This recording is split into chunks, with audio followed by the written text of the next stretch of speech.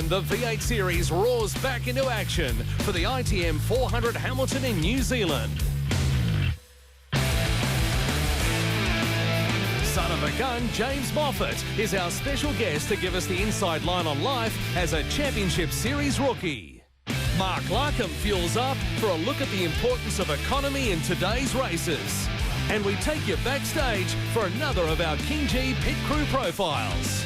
All that and the latest news coming up on V8 Extra.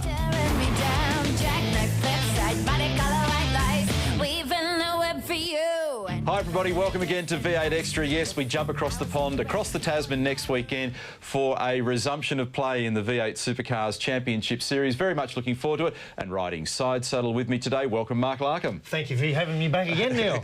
Sometimes I raise my eyebrows on that whole subject. But let's move right along and, Larko, wind the clock back a long time ago to when you first got started in racing.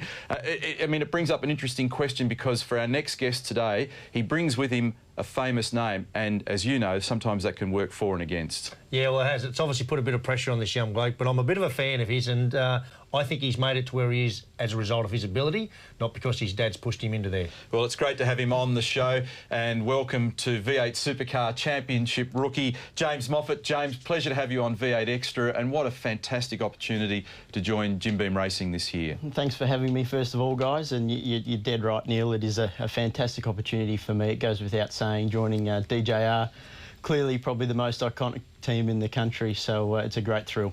Getting started and bringing that surname with you, good, bad, indifferent?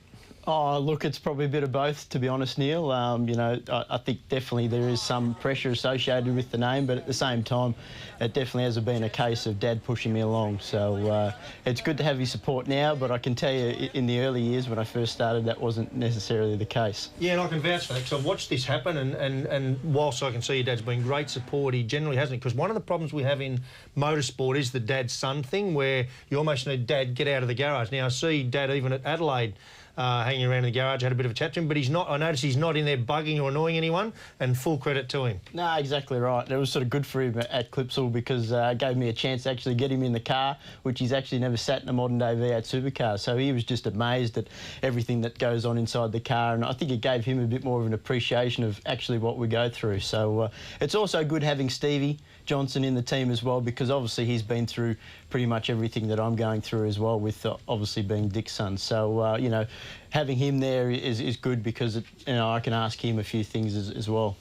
Stepping up's a big process. You were successful in the Fujitsu Development Series, but now you're in the main game, and a couple of enduro races last year, but enduros are very different to sprint races. What's it been like so far this season? Well, it's been incredibly intense, which, it should be because it's the top level of our game. So, it's a big learning curve for me this year, and, coming up to Hamilton, that's a completely new circuit to me. So, it's going to be a tough weekend, but, we're slowly starting to get on top of things, and hopefully by the end of the year those results start coming. Well, you opened the account pretty strongly in Abu Dhabi, race 1 16th. There's been a couple of patchy results along the way, and we saw you, Larko was talking about before we came on air, about ending up on the curb down at turn 9 at Adelaide. So just give us a quick snapshot on the races thus far in the championship. You're right, yeah, Abu Dhabi, I sort of went in there not knowing what to expect, and to come out of the first race 16th after having a few troubles in qualifying, we were pretty pleased with that. And then we had a mechanical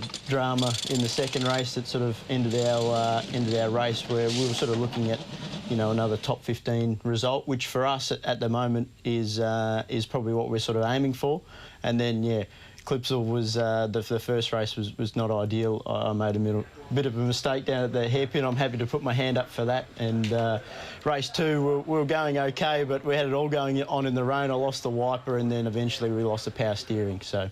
James, let me ask you, it's a great opportunity for people watching now, for a young guy that's come into it, and you've had enough success in other categories. In fact, I saw you operating Carrera Cup. I thought you did a good job. I liked the way you went about it. But as a percentage, how much tougher is this game than any other category you've competed in?